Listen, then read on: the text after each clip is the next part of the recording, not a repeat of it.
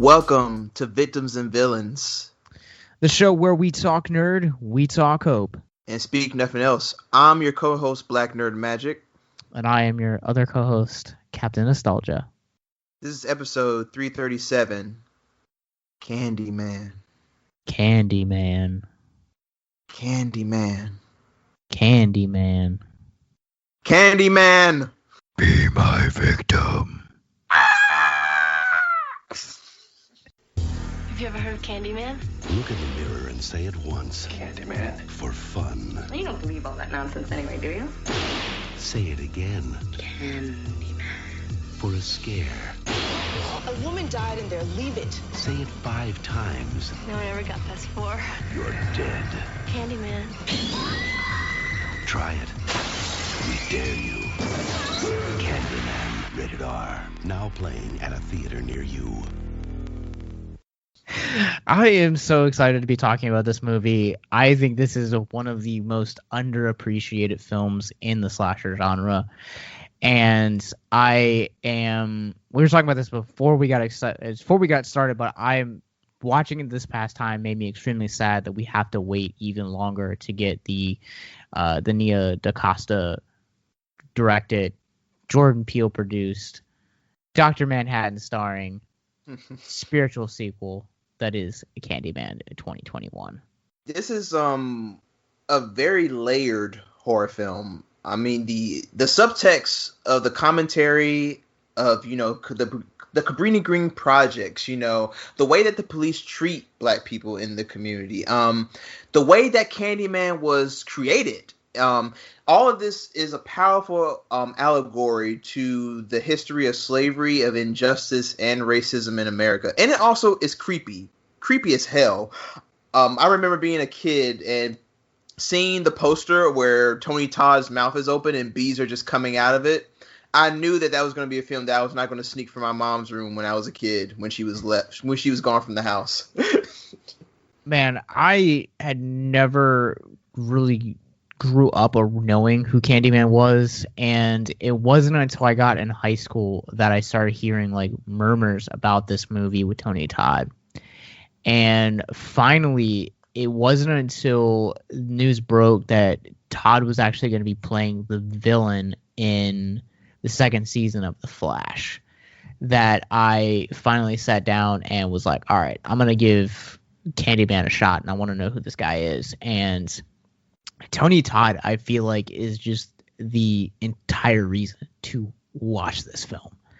Among the other reasons that you had just previously mentioned, but Tony Todd in this movie is just a force of nature that immediately puts him up there with Freddy, Jason, Michael, and Leatherface, like the forefathers of slasher horror. Like Tony Todd's Candyman deserves a place right amongst the greats, and it bothers me to a large extent of why we have yet to actually see him kind of get the respect that he is deserved and that he is owed. And why do you think that is, that just kind of Candyman kind of feels like an afterthought when you're talking about the horror genre and the slasher subgenre specifically? Well, part of it is due to Tony Todd's complexion. For a lot of horror films that we've had in history, a lot of celebrated ones, there are not too many that deal with black antagonists as the ones who are hunting down and killing people in the film. I mean, most of the famous horror villains we know, Jason, Michael Myers, they're white men. There's not a lot of black men that you can really put in a category of being like a famous horror movie villain. There's a lot of cult ones, especially for my childhood. My mom and my dad and my grandparents were big fans of horror films, and I was exposed to a lot of cult, blaxploitation, and even underground horror films that not a lot of people know about that deal with, black horror villains. And I mean, Tony Todd, like you said before, he's amazing in this. I mean, his voice is like the opposite of Morgan Freeman. Like, we all say that we want Morgan Freeman to read us like a bedtime stories or narrate a film for us, but Tony Todd, when you hear his voice, you want to kind of like run away. You want to try to find a place to hide, because I mean, he is so creepy with the way his deep vibrations in his voice can just curl up fear. Especially even still me, like I still had the same feeling as a kid when hearing him talk. It was just like I had to cover my ears up. I mean, he is great. He's phenomenal. He's played in some other films throughout the 90s and 2000s, but for some reason or another, I'm frustrated for another reason, Josh, is that Tony Todd doesn't really have a big career like he should. I think this guy should have been in a lot more, not just horror films, but just in a lot more films throughout the 90s and the last decade. So Tony Todd it's funny, as you were talking about like the opposite of Morgan Freeman, as I was watching this past time, I couldn't escape the feeling if 2020 had a narrator, it would be Tony Todd. I mean, he would bring like the right sense of just like dread and humor to it and would just make it his own. But to your point, Tony Todd has never really stopped working. I think it's just never in the capacity that we expected him to be in when you think about like horror icons like Robert Englund, for example. Like, he's most notably known for playing Freddy Krueger. He has had other roles. Like, I think up to now, like, he has over 100 credits under his IMDb page. And Kane Holder, who's most famous for playing Jason Voorhees in a few of the movies, same deal. Like, he's gone on and he's done other things, but he's most notably known. And I think that Tony Todd, he has gone on and done other things. A lot of them have been voiceover work or like direct-to-video kind of stuff. Like, just kind of going through his like IMDb. I mean, he's played Darkseid several times in DC properties. Great voice for that person too, by the way. He did a stint on Young and the Restless a few years ago. He was Icon on Young Justice. He was in The Crow back in 1994, a couple years after this one came out. And obviously, too, another big thing that he has, too, is Tales from the Hood, which is getting ready to release its third chapter into that franchise this year. So Tony Todd has been working. It's just not to the capacity that I think that you would associate him with, because I feel like right away when you hear the name Tony Todd, you immediately think of Candyman. You immediately think about the bees. But I think to other fandoms, he's other things. Like, to me, I said that like my first Tony Todd exposure was him as Zoom from the second season of CW's The Flash. And he's done a great job, did an incredible job on there. No villain has ever been able to top him at all in that series. So much so that I stopped watching it because I got so disappointed that no one could match Tony Todd Zoom. He was so good in in the Justice League movies. One of my favorite movies of this year, actually, Justice League Dark, Apocalypse War. He played Darkseid in that. So Tony Todd has been working in incredibly a lot. It's just not to the capacity or to the fields that I feel like mainstream audiences would recognize. But he just also has that really gnarly voice to do great villains and just great range as far as a voiceover actor is concerned. And some actors really find their niche in that. Mark Hamill's a great example about that. But to your point about, when you think about a lot of the horror franchises that have been, populated exclusively almost by white guys. Even when you think about minor characters like Pinhead or Chucky, these are both white actors. These are both white characters that go after white people. We were talking about this before today, before we started recording, but my personal film journey this week has been going through the Hellraiser movies for the first time, and I want to say I just watched the 8th one, and it's the first time that a black character has showed up in a significant role for that series. And I think to this film, not only, talking about its being an allegory for how we handle, slavery and black people in America, but also specifically how the horror genre handles women and black people as almost kind of throwaway archetypes. And this film kind of really pushes back against that. And that's why I feel like this is one of the more important films in the genre. Yeah. Also, Josh, going back to your Tony Todd, going through his filmography, you missed a notable role he had. He was in Final Destination as Bloodworth, the guy who worked in the morgue, who says, "In death, there are no escapes. There are no pushbacks." Yeah, he was also in Final Destination as the creepy guy in the morgue. He plays creepy so well. He does. I read an article recently here that for every time, for while they were shooting the scenes with the bees, every time a bee stung his face, he got a $1,000 extra dollars added to his paycheck. Oh, wow. And I think he walked away with, I think the article said it was somewhere between 35 and 40 bee stings that he suffered during filming this movie. Wow, yeah, it's I'm seeing the same thing too. It's 23 times. Well, I mean, I guess it was worth it if they're paying him an extra, how did you say how much? $1,000 for every bee sting. I would have probably put it up to maybe 10,000. Then. Well, that's not. I'm also kind of curious because I had that in mind as I was watching some of the bee scenes this time, and I was kind of curious if he if they stung him inside the mouth, did he get paid $1,500 or $200 or what the conditions on that specific part of the contract was. What part of the contract again?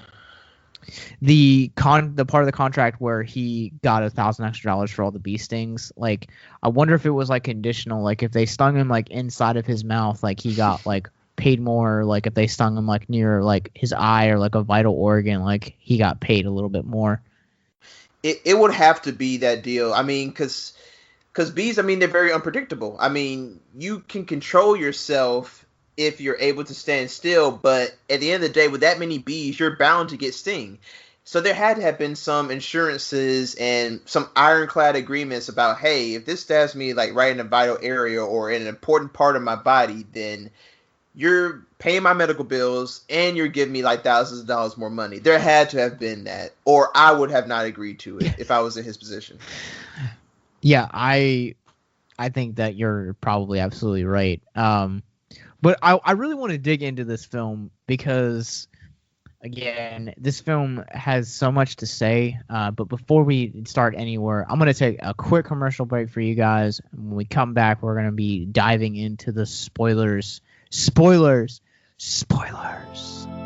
If you or someone you know is listening to this podcast right now and you're struggling with suicide, addiction, self-harm, or depression, we encourage you guys to please reach out.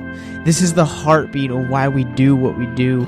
Suicide is currently the 10th leading cause of death in the United States, and as of this recording, there are 132 suicides that take place each and every day on American soil.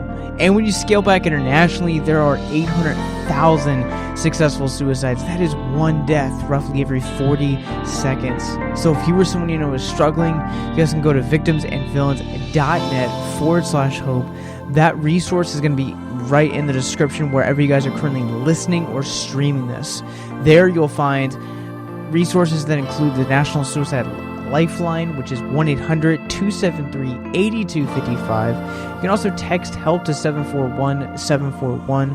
We also have a plethora of other resources, including churches, getting connected with counselors, LGBT resources like the Trevor Project, and also veteran hotline as well. Please, if you hear nothing else in the show, understand that you listening to this right now, have value and worth. We get it. Suicide, depression, mental health, these are hard topics, and the stigma around them doesn't make it any easier. But please consider the resources right in the descriptions below, wherever you guys are listening, because once again, you have value and you have worth. So please stay with us.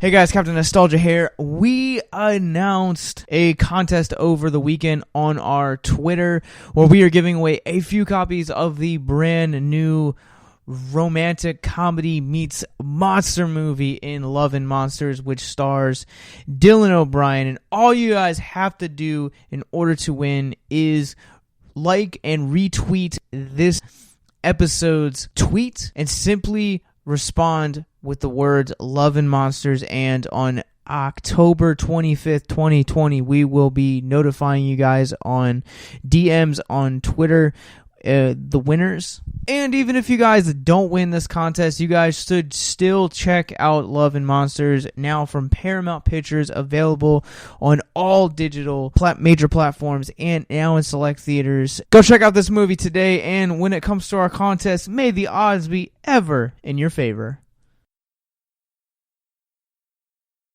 I need to have an office day where I just go through and expunge a lot of the stuff that's on here.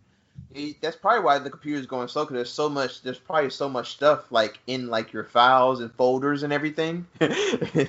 Yeah, I have 4 years worth of podcasting that I just need to terminate. There it goes.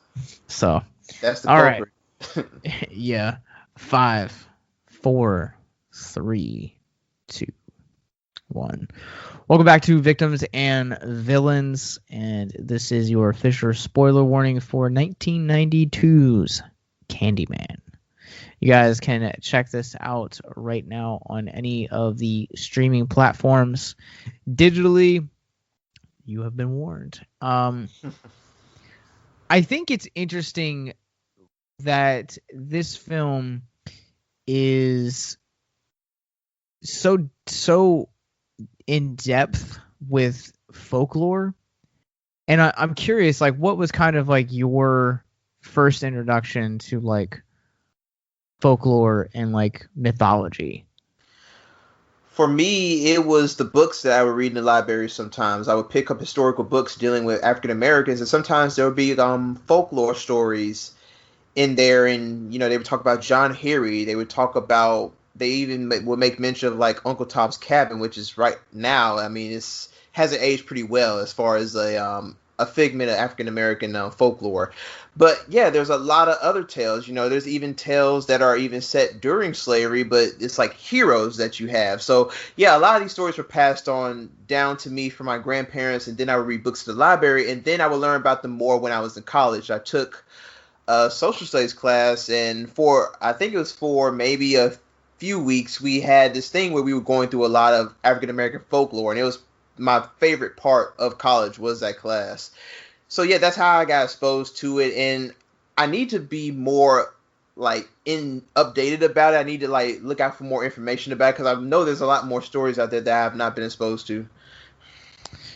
It's interesting because it's interesting to hear how different people were introduced to folklore, because and in mythology too, I think when most people kind of consider that, their minds kind of go to Greek mythology, where you have these larger than life stories, or you're even going to something like Grimm's fairy tale. I think for me, I am not as well versed in literature as you are. I am a movie nerd through and through. Disney was my first introduction to mythology, with Little Mermaid, Lion King, and stuff. All of those 90s Renaissance movies were kind of my story. And then as I was kind of getting older, I started digging into the books, so I would go and dig into Grimm's fairy tales and stuff that were a little bit darker like that. But I feel it's interesting to me the way that the film kind of frames folklore, because there's a very heavy emphasis on the fact that the story of Candyman is modern. And I feel like the closest to modern folklore that we have in our internet age now is creepypasta. And so you have stories like Slender Man and Squidward's Suicide that are these stories that could be based in a reality, but there's this tinge of just unsettling horror that's attached to it. And I feel like that's kind of the closest thing that we have gotten to it. There's another one too that it started on Reddit, and I'm like completely blanking on it now. But I think it's something like the JP Killer or something like that, or it's just a clown that's like eerily smiling at you. And I feel like that's kind of the closest to like modern day folklore that we kind of get. But I am not educated enough in African American, specifically folklore, and I'm wondering if you can kind of touch on that for a few minutes, since this movie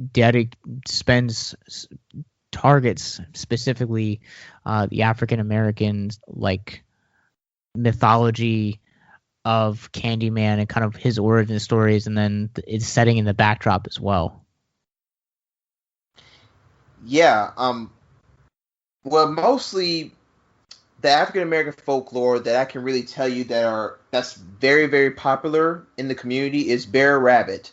And Bear Rabbit was a rabbit that would go around, and he would have this friend who was also a black kid, and he would just play tricks on him and everything like that. So that's one. And then you have the story of John Henry, which is the man with the big hammer, the guy who comes and saves the town, and he dies, pulling all his weight and all the strength he gave it to the world and protected his community. They recently did a remake of that folklore this year, John Henry, with Terry Crews and Ludacris. Probably the worst movie of the year for me. And it insulted me so bad. And Josh, I know you laughing, and I'm laughing too because it was horrible, but I'm insulted because I grew up knowing the story of John Henry. John Henry is very important in the black community. John Henry is a legend. He's a hero because it's a black man who took the world by his own hands, who was bigger and mighty than everybody, and nothing could touch him. And, in this day and age, a lot of black people, they don't feel that same strength. They don't feel that confidence because we live in a society of systematic oppression.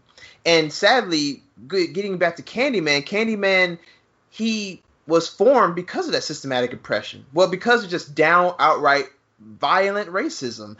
I mean, the story goes, I have to say that the scene they explained Candyman, I wish they kind of would have did like a flashback to show what was happening instead of just having the professor just really doing an exposition dump and telling his whole story. But that's why I hope the new film will get into when they go over the legend of Candyman, how he was formed. But in this film, it's explained that essentially Candyman, he was the son of former slaves, but the former slaves had worked really hard and they had a lot of wealth, and so he was able to go to the best schools in the nation. He had a chance to, at least, and I think he went to a school in Chicago and he met a lady. He met a white lady. She was a painter. He was very well in painting. He would get hired around the city of Chicago to do painting and portraits of people. So he was very famous, very wealthy, and he ends up falling in love with this white woman, and she ends up pregnant with his baby. And back then, well, that was the mark of death. It was like the scarlet letter. Like if it was even suspected that you as a black man had gotten a white woman pregnant, or they would even use false accusations of rape, then you were done. You were dead. There was no question about it. You would have mobs that would come through and tear out men. Most of the time, these men were innocent, and just drag them, which is what they do to Candyman. They literally, the father of the woman who gets pregnant, he hires some goons to go and chase Candyman down the street. They tie him up, and they pretty much torture him and brutalize him. And they put honey all over his body, and they unleash bees on him, and he gets stung to death. And the sad part about it is that I know it's a folklore tale, but honestly, there are lynchings in the United States back in the 1900s that happened just like that. I don't know about the honey, but people being tied up, burned, and tortured, that really happened. And that was another thing that I was glad that the Candyman legend had took on. They deal with the ugly side of American history that still is around today.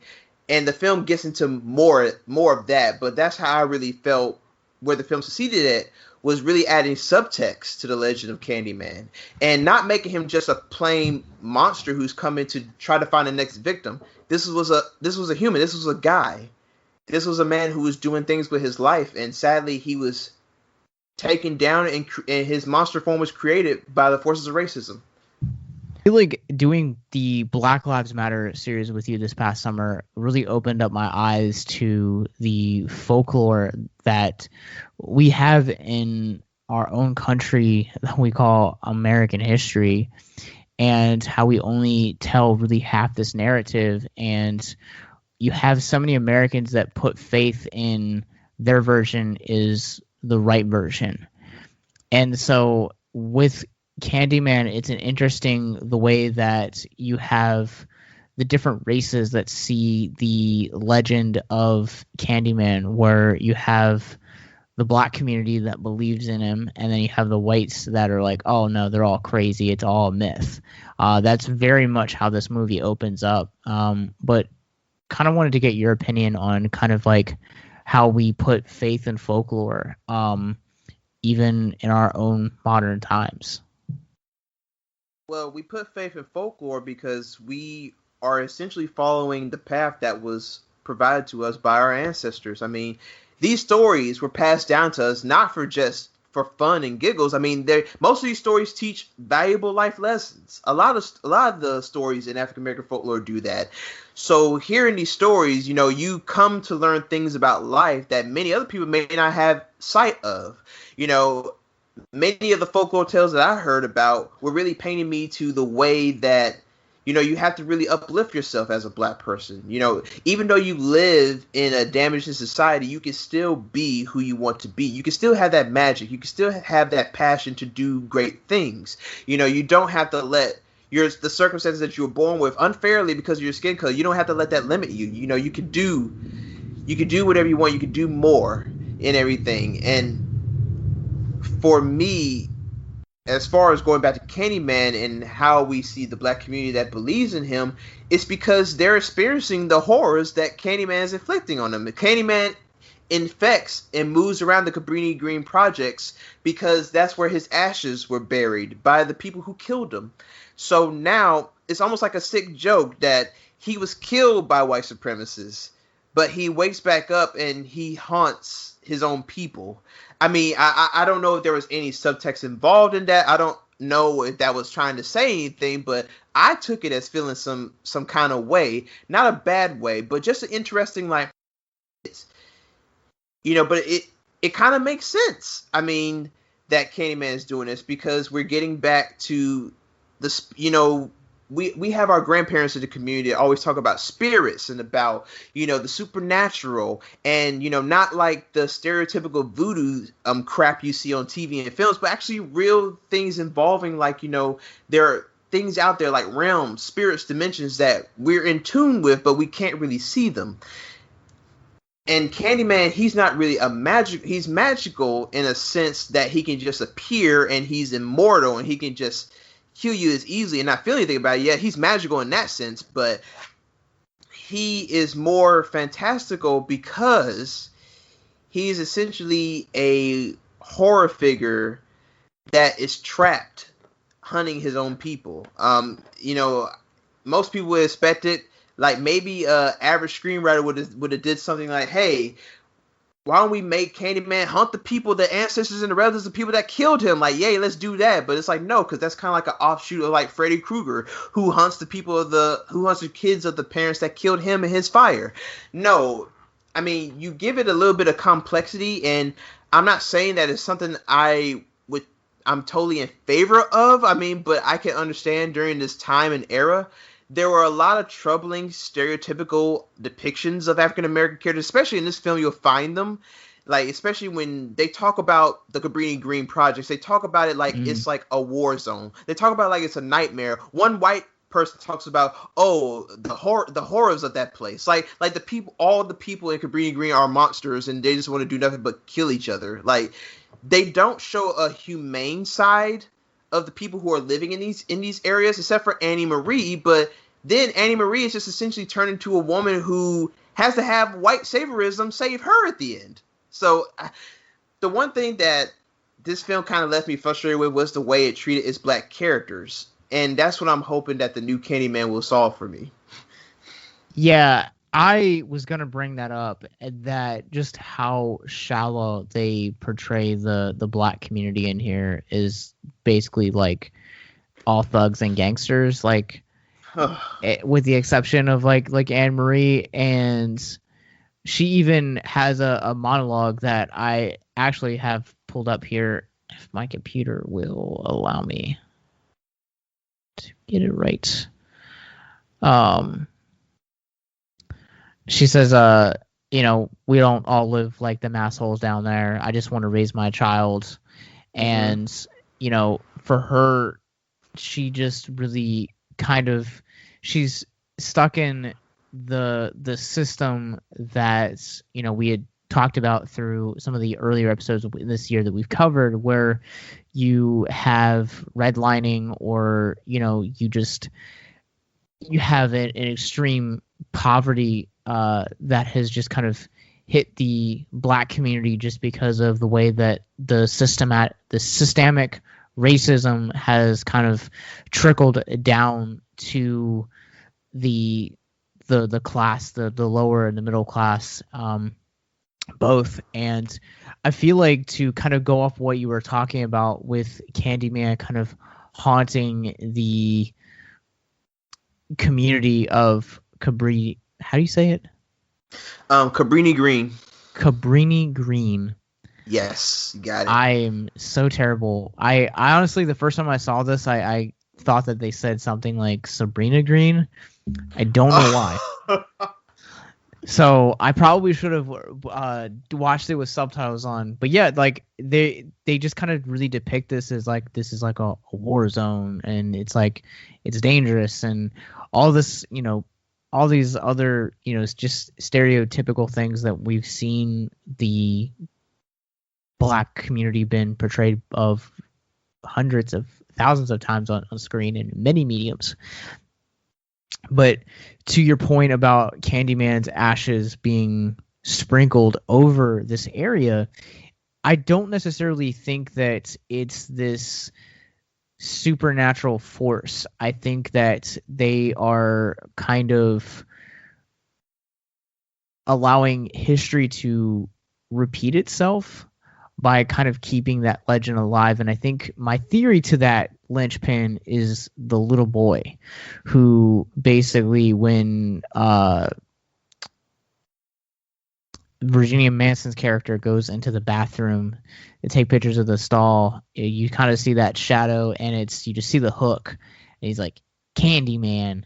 And then even at the end with the fire, he sees it again. He's like, Candyman. You see so many people that have the Candyman hook. Anybody with a hook, basically, in this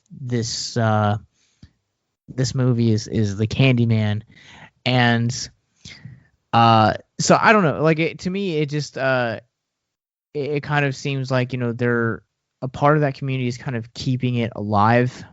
But I also kind of think that in keeping that legend alive and the repeating of history, that also comes into the problematic issues that this movie was written and directed by Bernard Rose, who is most likely a white guy. This movie is from Clive-Barker. It's based on a book by Clive-Barker, executive produced by Clive-Barker. He's also the man behind the Hellraiser movies, to bring it full circle. But he's just a white guy.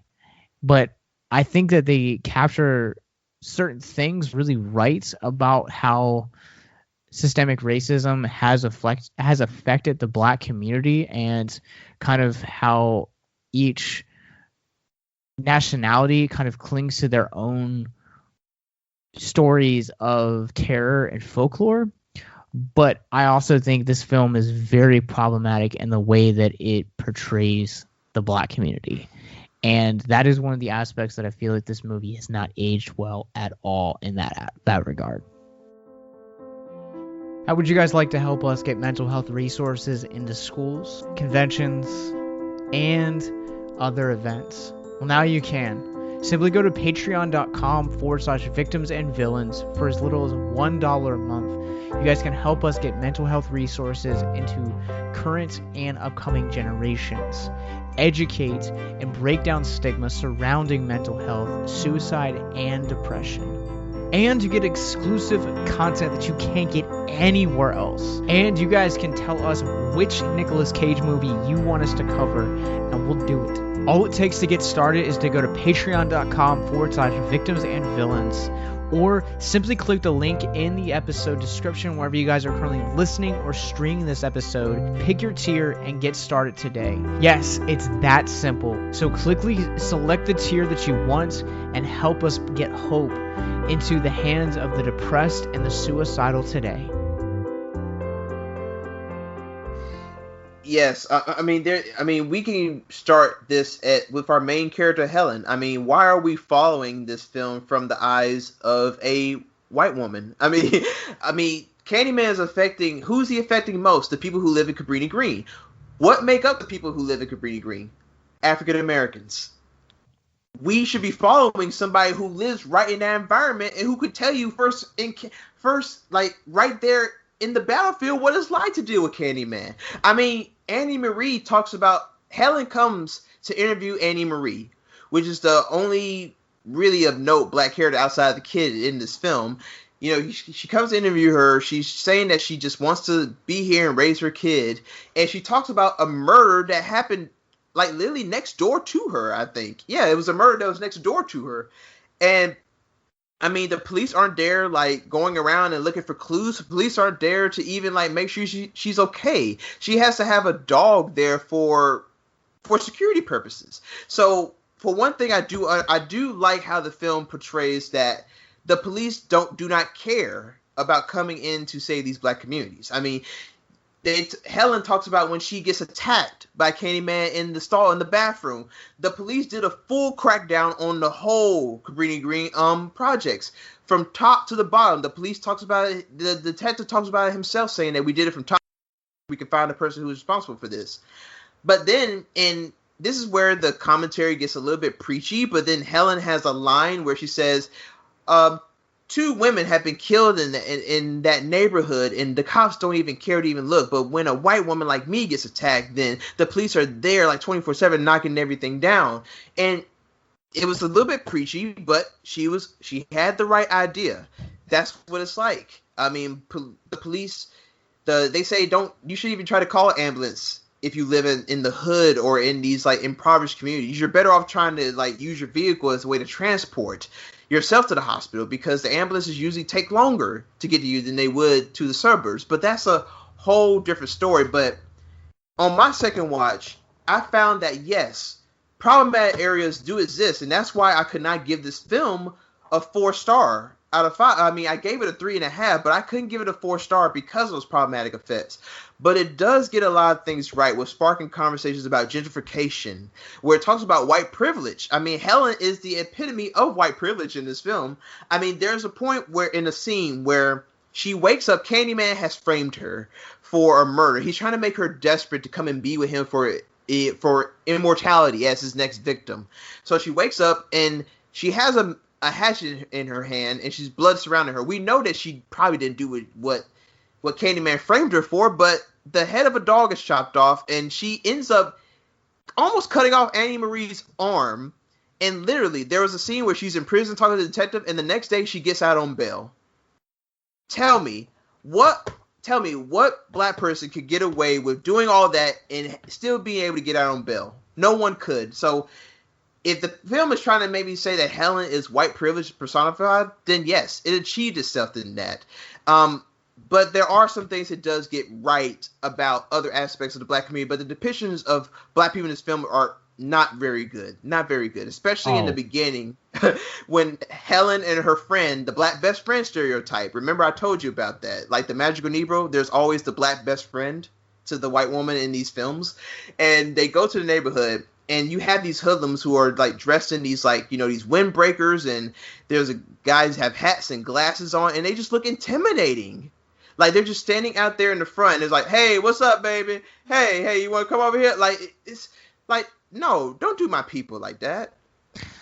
So, to your point, I think that this film would have been much more entertaining and much more compelling had they flipped the Helen and Bernadette characters to where you're watching this through the eyes of Bernadette's character, which, small world, Cassie Lemons, who I probably butchered that name, who plays Bernadette, last year was the co-writer and director of the movie Harriet. Oh, Lord have mercy. The full circle, man. You are connecting these dots. So, but when they first get to Cabrini Greens, the reaction from Helen is, let's go, they're not going to bother us. Everything's going to be all right. And Bernadette's kind of like, look, I'm terrified to be here. Like, let's go. Like, I don't want to be here. It's very scared. And it's interesting because it almost kind of feels like you have Helen fulfilling this like Lois Lane archetype, and then you have Helen or Bernie kind of almost feeling like Shaggy's the best word that I feel like I can like compare, because like he wants to be around friends and like he wants to support his friends, but he's like terrified of them, of like these ghosts. And like that's just kind of the archetype that I feel like their two people, their relationship has throughout the course of the film. And it's weird because she almost kind of looks down upon that community, in particular the Bernadette character.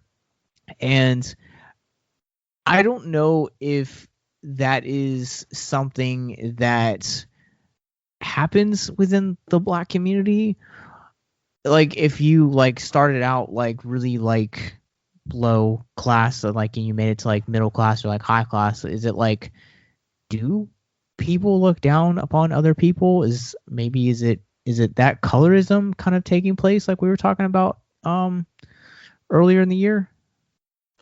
Josh, I hate to break it to you, but I can't say that any of it's false. It happens. It does happen.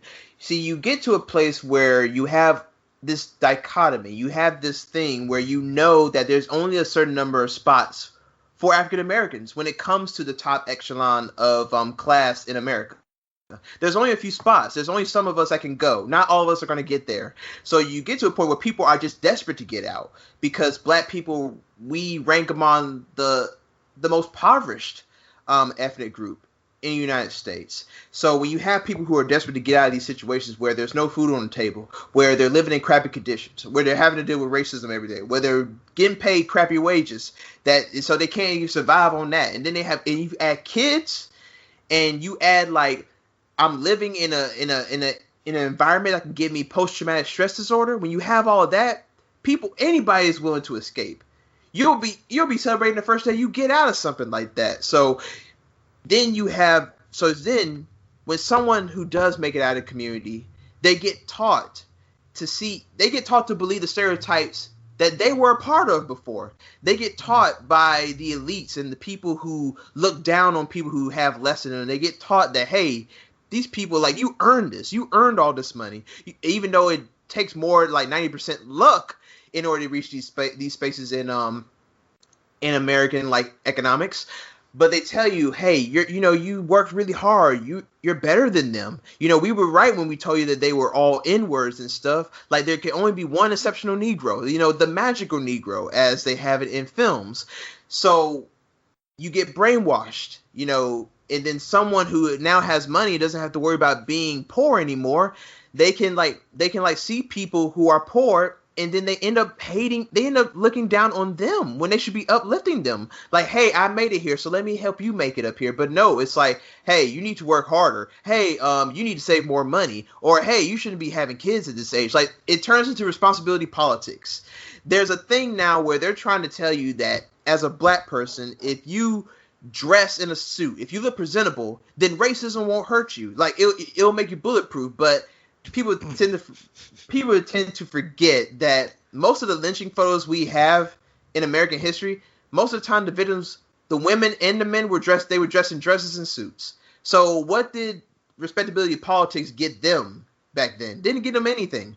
It was tragedy that was inflicted on them. So when you have a film like this, where you have a black character like Bernadette, who just treats her people like they're monsters. I mean, there's literally a shot where it shows her putting all these like weapons. It's like pepper spray, a taser, and I don't know what else is in that purse she was putting in it, but it was all these weapons. She's like, oh, gotta pack just in case. And then the way she looks at her own people, like, yes, these guys may be gangsters. They may be controlling the neighborhood. Yes, they may be dangerous. But though she gave them just a very stingy look that I would have expected the character Helen to give them, not her.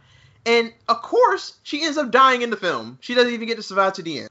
Yeah, this film is far from perfect in the way that it portrays its characters in a reality sense. And this conversation, I feel like this episode is interesting because we're coming at this film from very different backgrounds and different walks of life, but through obviously the love of the medium, and also analyzing this through different lens, to where this film has a lot to say about racism and systemic racism, particularly the way that, obviously that African-American folklore and stuff like this, but it also, and I mentioned this earlier, it also has a way of speaking on how the genre of horror specifically handles black characters and women in particular. And I was listening to a podcast earlier this week from Shudder, and they were talking about how like horror is like our societal reflection on our own fears. And when you have these tropes that are ingrained into the genre, that it's okay for black people to die first and women to be reduced to nothing but these stereotypical bimbos with big breasts and basically are just sluts, and you just demean them, like don't give them any like personality, just make them as two-dimensional as possible. Same with the black people, and it's okay for these people to die. But if white men die, God forbid. And I think that this film pushes back against those stereotypes really well by making Helen a more well-rounded, insightful, driven female, and then having your first black slasher take place on a mainstream level. I mean, this film was revolutionary to the genre of horror. And it's a shame because when you look at horror, typically people, it's always kind of up in the air. The first quote-unquote slasher could be looked at as 1960s Psycho, but it also could be looked at as 1974's Black Christmas. Those are typically the two starting points that a lot of people go for when you're talking about the subgenre of slashers. And this is 1992. So for nearly, whether you're talking 32 years from Psycho or 20 some years from, Black Christmas, this has been a kind of a long time coming. And as a horror fan, I always feel like it's very problematic the way that it portrays women. They just feel like write-off characters, and they just kind of feel like they're there to either make it to the end of the movie to face off against the big bad, or they are there to be really ditzy and clumsy and really stupid. And so it's really refreshing to experience a character like Helen. And then same with the Candyman character as well. Yeah, I hope that no one takes my my reaction to the problematic standards of the film as being me that I hate this film. No, I actually really like this film. I think it's really, really good, and it did a lot for its time, revolutionary. Having Tony Todd as this horror movie villain. I mean, he was a movie villain, but he became a hero in the black community with that role, because then now anywhere he goes now, people don't call him Tony Todd, they call him Candyman, and that's something he'll be able to experience for the rest of his life. And also, I do have to say that for me, I feel that this film builds up a lot of goodwill towards the end. You know, as far as we are seeing Candyman, like Candyman and Helen, it's almost like they have a romantic relationship. Candyman sees, you know, the woman that he had loved before he was killed. He sees that woman in Helen. So this also broke down barriers for having the semblance of a white woman and a black man having a romantic relationship on screen. That still doesn't happen to this day. There's not a lot of films where you will see a black man and a white woman having a relationship, or even being married, or even being even hinted at being intimate with each other. You don't hardly see that. So for this era, yes, you don't see them kiss or anything. Well, yes, I mean technically when you see when Candyman makes Helen immortal, they kind of share bees together. So yeah, I guess that's a kiss. But but even with that, I'll still take that, especially for 1992. I mean, you just didn't see that in films in that day. So for the problems that it does spark, I think this film did a lot for black representation in horror, and it sparked a lot more films after this. I mean, like you said, we got Tales from the Hood, which is another subset of African-American folklore tales. And then you started having the sequels to that. And till now, we have like psychological horror, like Get Out and Us, which is not like the same horror as Candyman, but I'm pretty sure Candyman was the catalyst for it, which is why Jordan Peele, who created Get Out and Us, is executive producing the new Candyman remake. He knows that this film was important for him, and it shaped his conception of horror films. Yeah, you're right. Like, we've never really kind of seen a prolific interracial relationship done on film. The only other example that I can think of is Jungle Fever. And it's just, it still feels like almost taboo. As progressive as a culture as we have gotten, it still feels like it's a little bit taboo to kind of have those interracial couples nowadays. And as the more modern example that I can think of, as much as I didn't like the movie, I will give the Lady and the Tramp remake that Disney Plus put on there last year that progressive note. The actors had no chemistry, but they tried. Give them that. But yeah, I feel like we're kind of starting to get into this shift in more modern horror where you're starting to see more movies that are speaking out against racism and the mistreatment of black people in the United States. And it really all started with Candyman. Like, yes, we had black exploitation in the 70s, and a lot of those movies were great for the African American community, but they were only appealing to the African American community. Now, as a white man, I have seen blaxploitation films, but I haven't seen like enough of them to kind of really call myself a fan of that genre. But when you look at Candyman was such a widespread film that welcomed in a mainstream audience, to where you're bringing issues of the black community to a bigger mainstream audience, and you're doing it in the same year as the LA riots, which is crazy to me to think about. Everything just keeps coming full circle in this episode. I don't know what it is, but and then you, like you said, like you get Tales from the Hood, and even to a lesser extent, Leprechaun went back to the hood.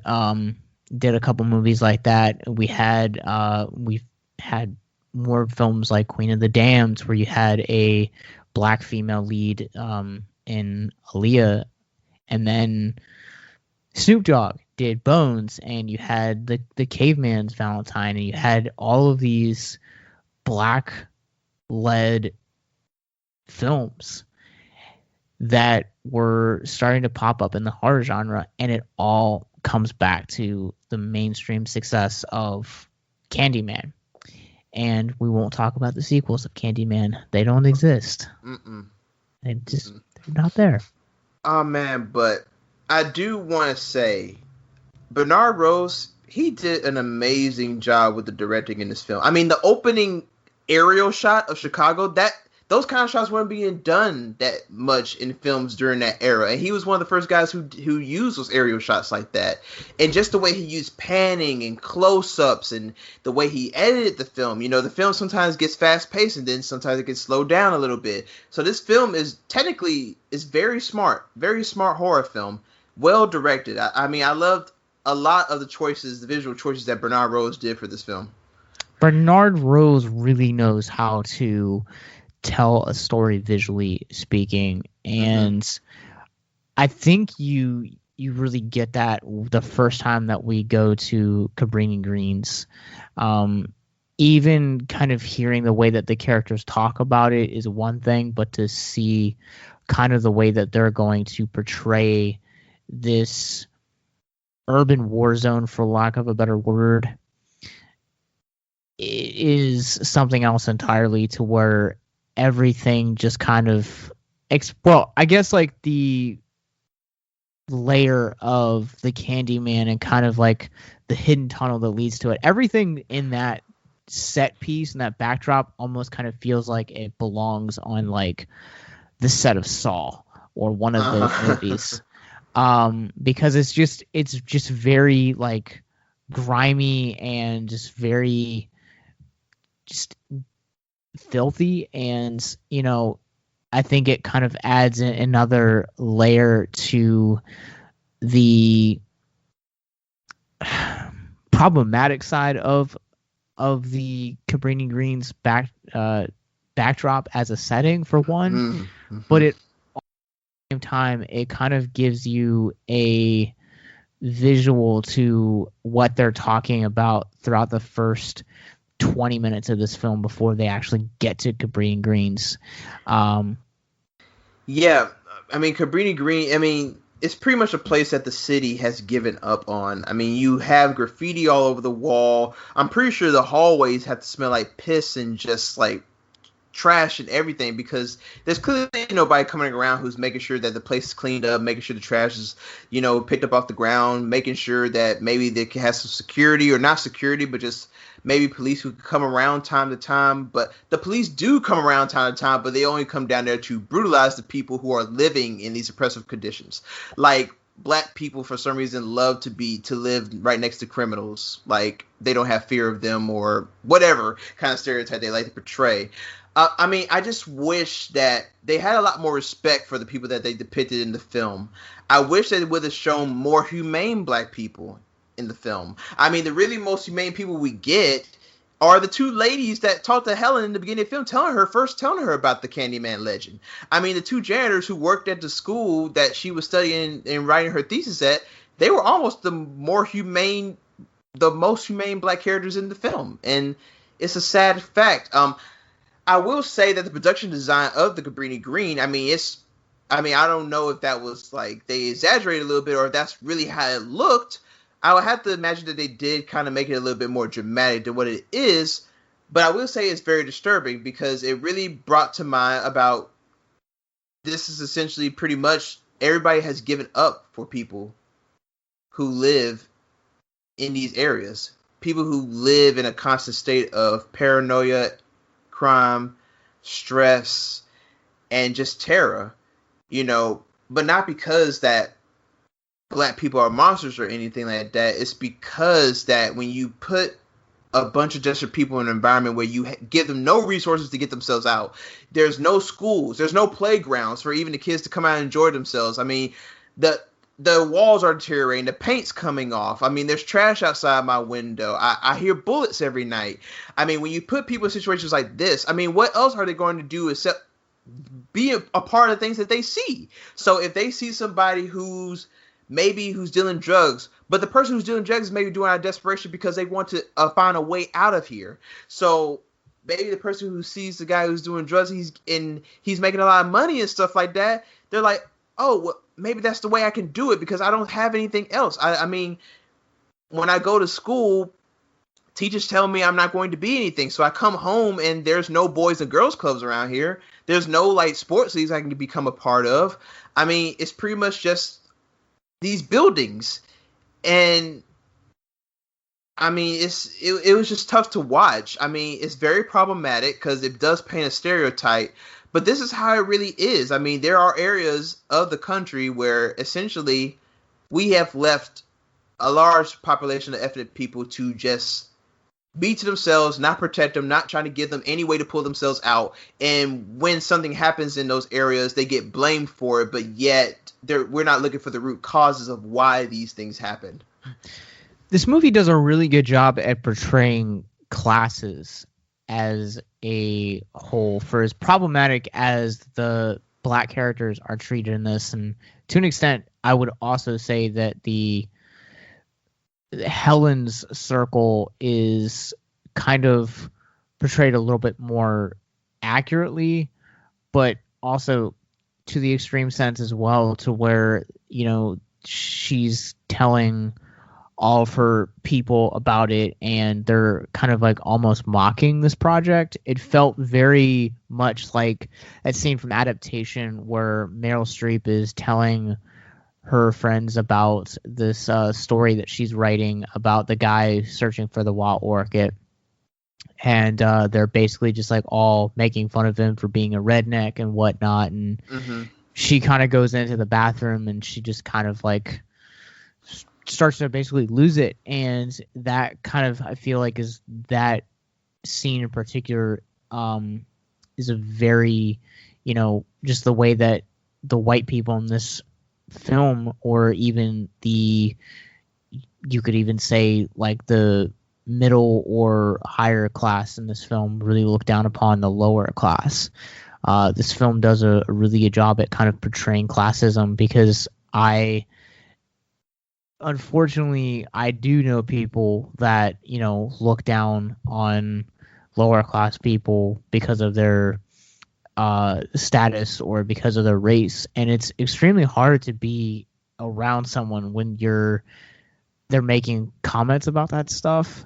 And so to kind of see that portrayed on screen, I think for as much of the problematic elements are in this film, the themes of classism is kind of done extraordinarily well. It's very subtle, but it's done in more accurately than I feel like the stereotypes of the black community are.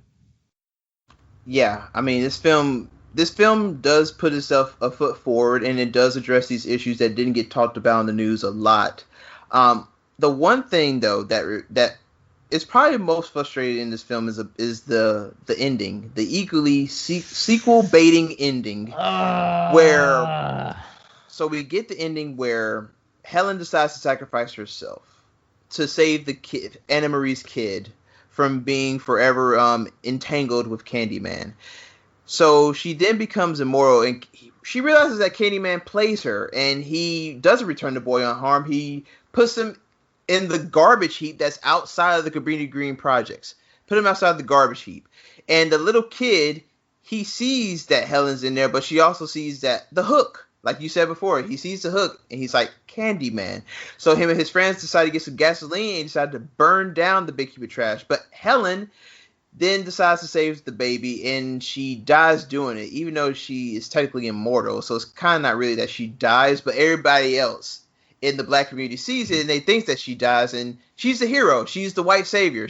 Her sins have been absolved. I mean, but anyway, then we get to, for some reason, I don't know, we haven't touched on this subplot, but maybe there's a reason why, because it was the weakest part of the story for this film. The subplot where Helen is dealing with her husband's infidelities. He's a kind of a douchey college professor who takes a liking to one of his students, and he decides to have an affair on his wife and leave her out stranded in the dust. So what does the film do? This film decides not to end with Tony Todd and Helen being together in the afterlife. They decide to end with, Helen's husband, redecorating the walls. I mean, even after his wife is gone, he just really did not care at all. Him and his girl redecorated the walls. He goes in, he has a moment of clarity to himself, and then all of a sudden, he turns off the lights. I don't even know why he turned off the lights. That didn't make any sense at all. he turns off the lights, turns it back on, and Helen with her burned bald head. I mean, the practical effects were really good in this film as well, and the visuals. I'll give it to that, especially for its time. But Helen comes back and decides to take out her husband. I was like, wait a minute. When you found out that he was first cheating, why didn't you just call Candyman then to kill him? I mean, you had nothing to lose at that point. You could have just called him right then and he would have took care of the husband and his mistress. But no, the film decides to end with her getting her so-called revenge and setting up for a sequel where she may be the leading Candyman, which I'm glad that she wasn't. That's Tony Todd's role, and that's forever his role, so no. But I just didn't like the way that the film ended on such a hey, get ready for Candyman 2. I just hate it when they make it so obvious. Yeah, it feels like a very much like a Nightmare on Elm Street kind of ending where it's like, we're going to take this character and we're going to shoehorn a sequel in here, because the reason that ending in Nightmare on Elm Street exists is because Bob Shea was like, what if this is a hit? We want to be able to make more of these movies. And so that's why we got stuck with the ending. And it kind of almost feels like they took the same approach here, to where maybe originally they had a completely different ending, but then you couldn't. They're like, oh, we have to bait a sequel. So to me, maybe it was studio involvement, but I think the reason that in the end we see Helen instead of Candyman is because her husband says Helen's name 5 times in the dark. I feel like because Candyman had that ritual, if you say his name 5 times, he'll come and kill you in the dark. Now you have a partner is reunited as his victim, as he calls her. So now Helen has the same status as Candyman. And that's kind of how I felt about it. And full disclosure, I think I watched a slightly different version of You, because I own the Scream Factory's re-release of this movie, and I decided to watch the unrated version last night, which I don't know how that and the theatrical cut's different, because it's been about a year since I've seen the theatrical cut. But this ending is just very, very tacky. So bad. I was watching it with my wife, and she just came home from work, and it's like the last 10 minutes. And that scene was just, she was like, it's so violent. And I was like, it is, but it's really tacky, and it really doesn't have anything to do with the film. But I mean, you probably honestly could have ended it on the Cabrini Green fire, and it would have been just as good. Now, I don't know if you saw this in your version, because like I said, it's been a while since I've seen the theatrical cut, so I watched this unrated cut because they were the same runtime.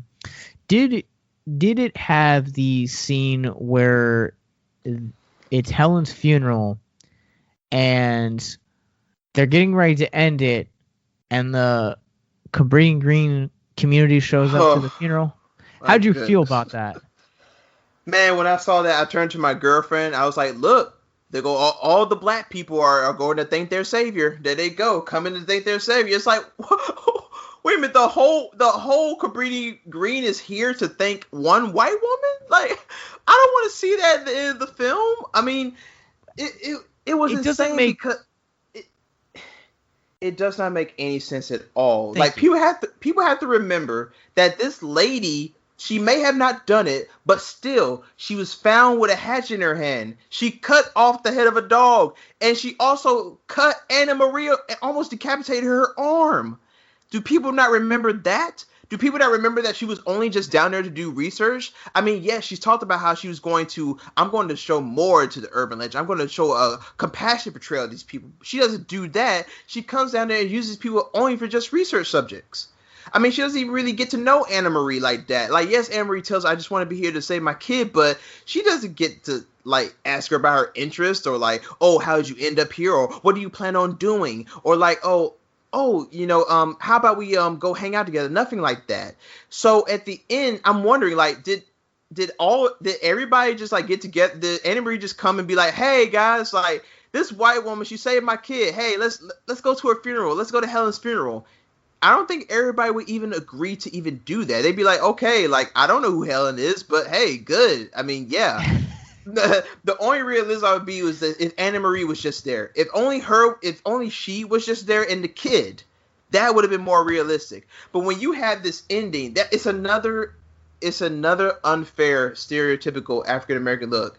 And I'm not saying that it's dumb that for the African Americans to be at the funeral of a white woman. I'm not saying that. Do not paint me in that way. What I'm saying is that when you have a character like Helen who had did these things to Anna Marie, and yes, she saved the kid. Yes, she's the hero, but still, you have to remember what her intentions were when she did this project, and you almost painted it like she's the hero to everybody in the project because of this, and it just doesn't feel right. It just does not feel right at all, and I wish they just only had did it with just Anna Marie and the kid, and that's it. Not this whole walking like March on Washington size crowd of people who are just coming to pay their respects to this one woman. Not everybody knew her. Everybody wasn't even out there the night when the fire happened. It's just one of those kumbaya moments, but it's a forced kumbaya. So yeah, so that funeral scene doesn't really make any sense at all. And I love the way that you put it. The march on Washington, kind of like just this miles and miles long. Like the camera doesn't even show you how long it is, but these people, this crowd just keeps coming, and it's so like it doesn't make any sense because in the end, like 99.9% of that crowd doesn't either know Helen or owe her anything. They don't owe her nothing. The only people is Anne Marie and her two children. That's it. Like, we don't need anything else from this, like you said, like the white savior stereotype that has been portrayed. And that, again, just goes back to the problematic use of black people in this movie, which is ironic that this movie, for as much as it's trying to bring attention to the awareness, it almost kind of feels like a satire of the very things that it's trying to bring attention to.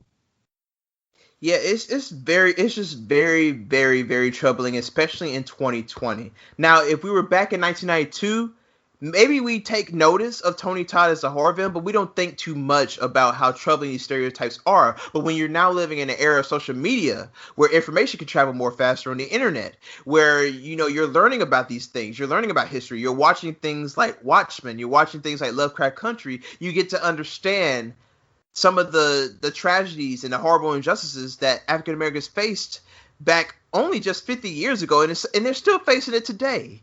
And when you are aware of that and you see films like this where they're stuck in an ancient time of where like black people were just only these one note characters, and the one villain that you do have, Tony Todd, yes, he's developed, but remember also he's still the black boogeyman. He's still the African American male that you hear about on the news that you're supposed to be scared of and lock the doors for at night. He's still that guy at the end of the day. So I think it's just, honestly, it's the time and the era now we're in. We know more. We're learning more. People are starting to become more in tune. They're starting to read, research, and they're starting to do some real digging into the history of America. And so now, when you look at these films, you can easily spot it like, oh yeah, this has not aged well. This is dated. You can still appreciate the film for being good, but you can also still say, hey, that hasn't aged well, and it's not a good look. Yeah, I'm absolutely gonna agree with you, and I feel like that's all that I have for this film, unless there's anything else that you wanted to bring up. I'm just ready for the new Candyman. It's probably my most anticipated film that will probably be released next year, hopefully, if everything goes right. Fingers crossed. Mm-hmm. All right. Well, where can people find you online, sir? You can find me on Instagram. You can find me on Twitter. You can find me on Letterboxd under the name Black Nerd Magic. You can find me on Facebook as Caless Davis, Caless. You can also check me out on the Feeling Film podcast. We got a new podcast coming up on the 19th next week. Talk about 4 new films that have just recently come out. And also check out the writings I've done for Victims and Villains, and check out our past episodes that me and Josh have done together with some guest stars as well. And also check out Feeling Film Black Label. Yeah, and so I'm slowly stepping my foot into personal social media. So I'm going to plug for the first time in like 150 episodes my Letterboxd. It's at Captain Nostalgia. Okay. So I'm just going to throw that out there. You guys can follow me on there. This is like the most active I am on any accounts is Letterboxd. I don't know why. It's been like, dude, my love for movies has just like grown exponentially. But anyways, you guys can find us everywhere at Victims and Villains. We're on Facebook, Instagram, Twitter, Twitch, YouTube, and Letterboxd as well. You guys can find all of those links on our official website, victimsandvillains.net, where you guys will find reviews by both of us and a plethora of other fantastic writers, and past episodes, and most importantly, suicide prevention resources.